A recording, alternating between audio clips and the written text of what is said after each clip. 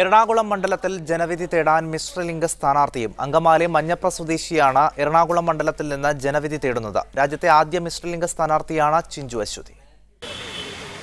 എറണാകുളം മണ്ഡലത്തിൽ നിന്ന് സ്വതന്ത്ര സ്ഥാനാർത്ഥിയായിട്ടാണ് ചിഞ്ചു അശ്വതി ജനവിധി തേടുന്നത്.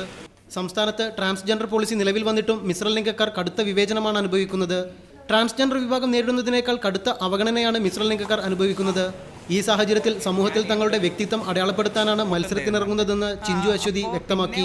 ഡോക്ടർ അംബേദ്കർ പറഞ്ഞിട്ടുണ്ട്, അധികാരത്തിൽ പങ്കാളിത്തമില്ലാത്തതിന് അവകാശത്തിൽ പങ്ക് കുറയുമെന്ന്. As a Dalit, as a queer person, as an intersex person ഈ ജീവിതത്തിൽ ഒരുപാട് അനുഭവങ്ങൾ എനിക്കുണ്ടായിട്ടുണ്ട്. ഞാൻ വിചാരിക്കുന്നത് എൻ്റെ ജീവിതാനുഭവങ്ങളും എൻ്റെ വിദ്യാഭ്യാസ അറിവും കൊണ്ട് എൻ്റെ കമ്മ്യൂണിറ്റിക്കും എൻ്റെ നാട്ടുകാർക്കും ഒരു ഗുണം ഉണ്ടാവണമെന്നാണ് ഞാൻ വിചാരിക്കുന്നത്. മുഖ്യധാര പാർട്ടികൾ ട്രാൻസ്ജെൻഡറുകളെയും മിശ്രലിംഗക്കാരെയും അഭിസംബോധന ചെയ്യുമ്പോഴും അധികാര പങ്കാളിത്തത്തിൽ നിന്ന് തങ്ങളെ അകറ്റി നിർത്തുകയാണ്.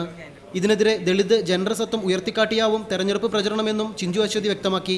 25-കാരനായ ചിഞ്ചു അശ്വതി മിശ്രലിംഗ വ്യക്തിയായിട്ടാണ് ജനിച്ചത്. 22 വയസ്സുവരെ പെൺകുട്ടിയായി ജീവിച്ചു. ഇപ്പോൾ സ്വത്വം തിരിച്ചറിഞ്ഞ് പൂർണ്ണമായും മിശ്രലിംഗക്കാരനായി തുടരുകയാണ്. മീഡിയ 1 കൊച്ചി.